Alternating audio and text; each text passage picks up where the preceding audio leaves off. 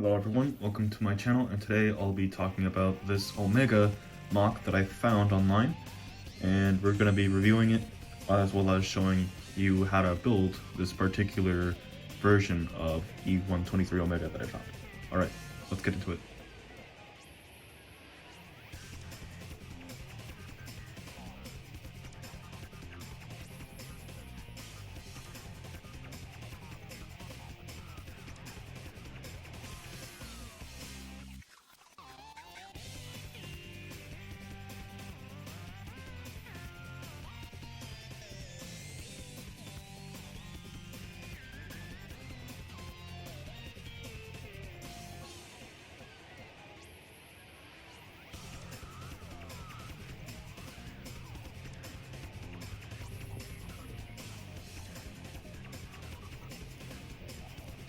For this part, you could either use two of these red cheese slopes, just like sloped up like this, or you could use two of these little interesting domes, but make sure it looks like this.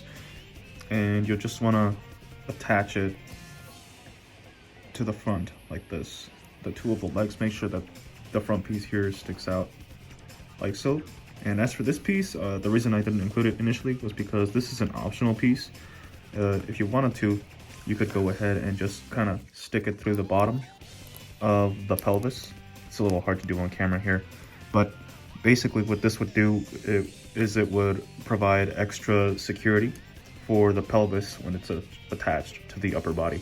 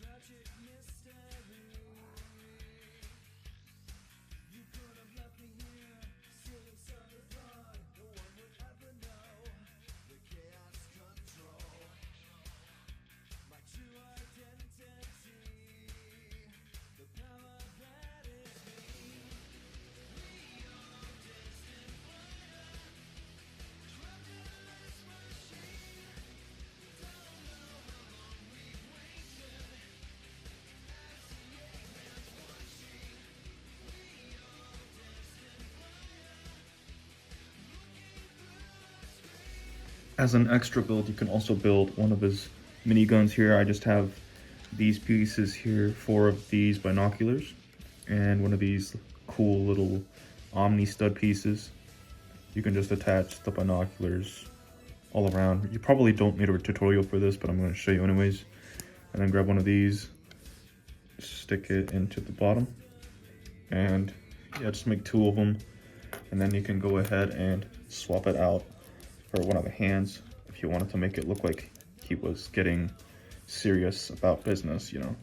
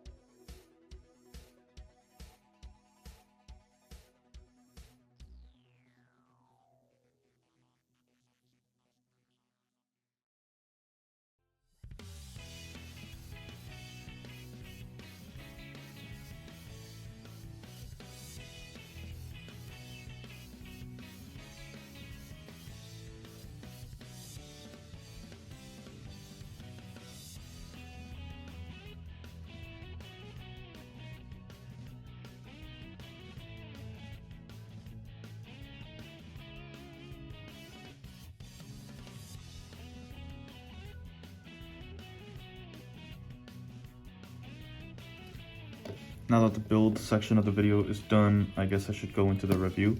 So this isn't really my own design. This is, as I mentioned in the title, this is a modification of another MOC made by Agent Frontier, who did a really great job. I think their model probably is the best MOC of E-123 Omega out there.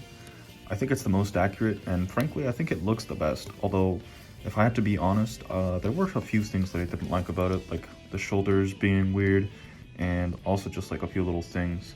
So I went ahead and tweaked it a little bit, particularly with these shoulder pieces looking a little more close to the actual model, and also making it so that the joint here goes straight down, whereas in the original version it was all the way in the back, which I understand since pieces can be difficult to work with. I initially had a prototype which used very square shoulders. I'm going to show it on the screen here, and it looked really bad, so I went ahead and fixed that. As you can see, only trade-off is the fact that these two pieces on top here are not connected, although you can probably find some replacement piece that has like snot, I guess, connectors on either side. But other than that, I'm really happy with how the shoulders turned out. And another point that I didn't like about the original design was the back, because it was missing the thrusters in the back here, which was an odd thing. But as I said, not everyone has the correct pieces. And I also decided to add this little section here just so that the back looked a little better, because it looked quite bare. So I just went ahead and added that. Another thing is that the reason why I'm using these specific studs with holes in them is so that you can actually insert some fine pieces to look like he's actually, like, you know, using them. It's a little hard to use, but yeah, you see, you can make it look like one of the pieces just snapped off.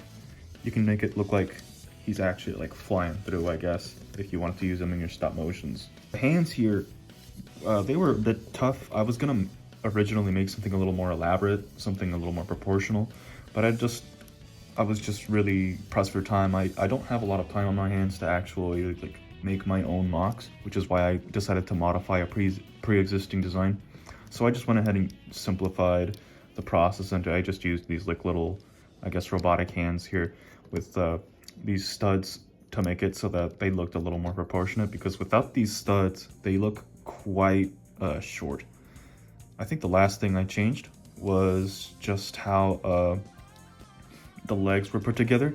The original design used different pieces. I did have those pieces, but I decided to use these two Technic pieces with this spatula looking one here, just because I thought it made the foot be able to pose a little better, like a little stronger, that is, and also just allowed it to be much shorter in general. Just allowed the figure to be like more in proportion to the figures here, because I think the original characters are supposed to have their heads at least reach his waist, and I think this is a pretty good scale, as you can see here with the characters. Everyone just fell down. But yeah, that's really it. I mean, there's not really a whole lot I need to add here, other than this is a pretty, I guess, pretty decent looking Omega. I think if Lego was to really release an Omega, it would probably look a lot like this, just because I think this is the most accurate looking one.